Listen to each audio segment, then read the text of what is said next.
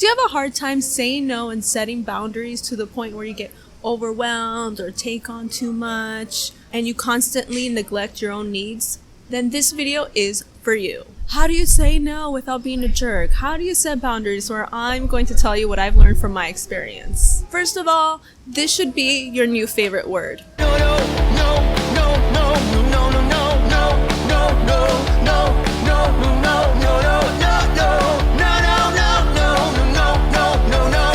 Okay, now you got it? Okay, now practice saying that a lot. Practice, I know. Sometimes we have a hard time saying it, so first of all, just practice saying it out loud, okay? That's gonna be your new theme song. Why is, setting boundaries, saying no important? First of all, honestly, it feels really good.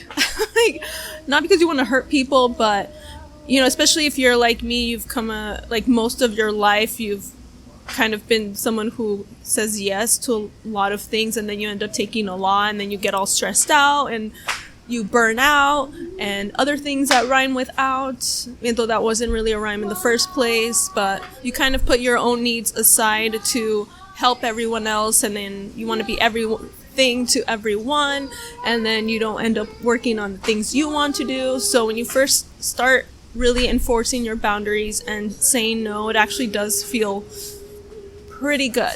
And there is a way you can do it without sounding like a jerk. I promise you. As soon as I start recording, a kid starts singing, "Oh, my heart will go on." So after you practice saying no, you feel like, okay, maybe you're ready to say no. One way you can say no without sounding like a jerk, which is something I try to do, is just try to make it seem like the other person is getting a better deal. So what I do, I've said no to job offers and things like that, or just other things that people ask me to do because maybe I feel like it's not a good fit. I'm not, being offered enough pay, or just some other reason why, or maybe I just don't have time to take that on. And, I'm used to saying yes, even though it's probably not the best thing for me. But now that I've said no, what I try to do is just try to make it seem like the other person, like they're better off with someone else than me, Sometimes I'll be like, well, yeah, I'm not able to because maybe I'm not really good at that certain thing, but here's another person, I know someone else who's amazing at it, and then I'll refer them. So it's actually better for them that you're saying no. You know what I mean? I hope you understand. So if you can, try to offer a better alternative to the person you're saying no to, so that way it's not like a bad blow to them. You know what I mean? They'll be like, oh, actually I'm getting a better deal because you're saying no. This is all genuine. It's not manipulative. When I refer them to someone else, when I recommend another person, it's because it's someone I actually do think will be able to do a better job. But if you can't find someone else, that's fine. Just kind of let them know, like, I'm not really good at this one thing, or I just don't have the time, and it's better for you to, find someone that will able to devote, the time necessary to this certain task, because that way you'll get a better outcome. Just trying to make them see the positive of you not working with them. Hopefully that makes sense. Also, if you're able to connect them with someone who will be able to, do that certain task better than you, like, it's a win-win for everyone. Isn't that what we all want? Us INFPs, I feel like we're always striving for win-win situations. At least I am. So if you can connect them with someone who's better able to take on that task, like, it's win-win for the other person because they just got a new job or opportunity. It's better for the person who was trying to find someone because they got someone who is going to be able to help them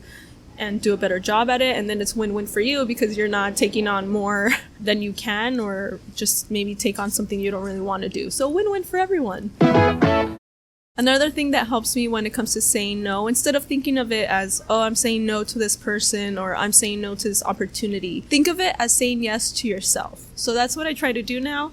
Instead of feeling really bad, like, oh my gosh, I'm saying no to this, and no to this person, no to this opportunity, I'm like, you know what? No. It's not that I'm saying no to them. I'm saying yes to myself. I'm saying yes to having more time to do things that I've been wanting to do for a long time but haven't had the time to. I'm saying yes to my own goals. I'm saying yes to some self-care. I'm saying yes to treating myself because I'm not used to treating myself. And if you say yes to yourself a little bit more often, when you're so used to saying yes to everyone and no to yourself, when you try to say yes to yourself a little bit more, you're just going to be healthier, happier, and that in turn is going to benefit everyone around you, because the happier and healthier you are, the better you will be to help other people and be there for them, because you're not going to feel so drained and maybe resentful at times. When it comes to setting boundaries, it's really important to actually stick with them, not just have boundaries, but actually enforce them when someone tries to push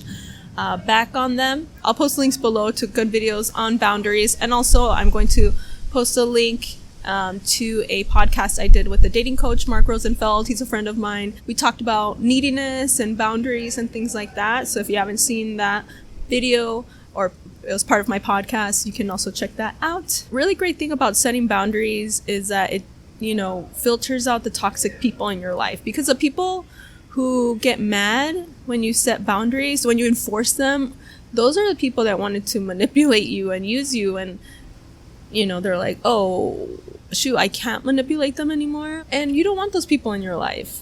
So do you want them? No, just stick with your boundaries. And the people who will actually respect you and care about you, they will respect your boundaries. And that's a good way to know who the good people are in your life, the people who are worth having. Because when you say no to someone in a respectful way, of course, not in a jerk way, unless they deserve it.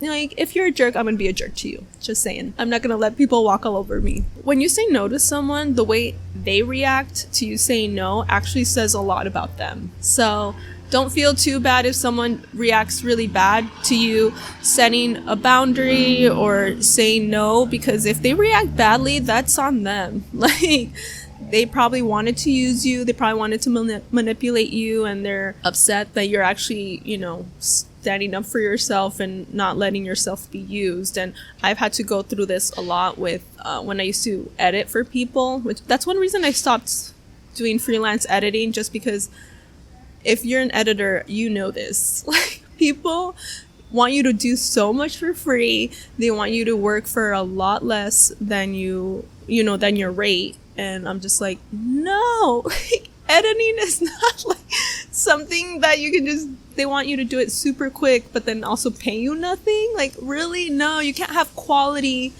in a cheap way. No, if you want quality, you're going to have to pay up more. Okay? Because it takes longer for quality work.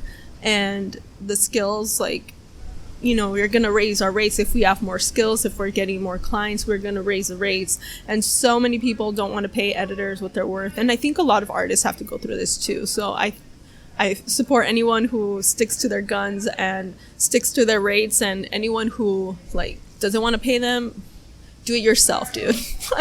If you don't want to pay a professional to do it the way it's supposed to be done, learn to do it yourself. All right. Recently, I've said no to several job opportunities. I even got offered one at a major television network. Yeah. It would have been good to have that job at a major network and have it on my resume. But the reason I said no was because it wasn't what I really wanted to do. Yes, it was a job at that network, but it wasn't what I really wanted. And I know it was full-time too. And I know if I took that job, I wouldn't be happy, really, because it would be taking up a lot of time. I would be doing something I didn't really want to. And then when it came to actually being able to kind of move up and do what I really wanted, they kind of told me, like, yeah, it's not going to be for a long time. And I'm just like, I don't know if I'm willing to be there that long to see if possibly it could happen. I'm kind of an independent person and I have my own dreams and stuff, so I like kind of working for myself and doing that whole thing and doing kind of what I want creatively. So I didn't, I knew if I took that job, I wouldn't be able to, work on my podcast as much, work on YouTube videos and, do stand-up comedy, other things I do. So I was like, oh. So I said no. And I actually felt really good. Yeah, to other people, it's like, oh, what? Why would you turn that down? But I knew it wasn't going to be fulfilling for me, and I was going to put all these other things I wanted to the side because I wouldn't have time to do them. So I actually felt really good saying no. And I've had jobs where I got paid more, but it was, my soul was like dead. I hated the job. And then I've had other jobs that I loved. I love those jobs, but I wasn't making as much, but I was happier. And in my opinion, I would rather be happier and making a little bit less than making more and just being in a horrible like mental state. Yeah. Also, if you have healthy boundaries, you're able to say no, like you're able to talk, kind of weed out the energy vampires. And I don't know if you know what energy vampires are, but there are a lot of videos about them on YouTube. So if you just do a search on YouTube for energy vampires, you'll find a lot of videos about them. So I highly recommend, if you constantly feel like drained around certain people and they don't appreciate you, and like you kind of do a lot and you don't really get as much back, you're probably around someone who's an energy vampire. And also maybe you have to work on setting boundaries and saying no. So the good thing about setting boundaries and saying no is you can filter out those energy vampires. And I've done that and it feels amazing. And sometimes there are certain energy vampires you have to be around. Maybe they're part of your family or you have to interact with them at work. But at least if you set boundaries and say no, you're able to kind of maybe limit your contact with them. So hopefully this video helped you out somewhat in terms of saying no, setting boundaries. If you want more resources, I recommend you listen to the podcast I did with my friend about neediness and boundaries. It'll probably appear somewhere on the screen and I'll link it below. If you like this shirt from Lulu's, I'll post a link in the description below. Let me know what you think in the comments. Thank you for watching, and don't forget your new favorite word.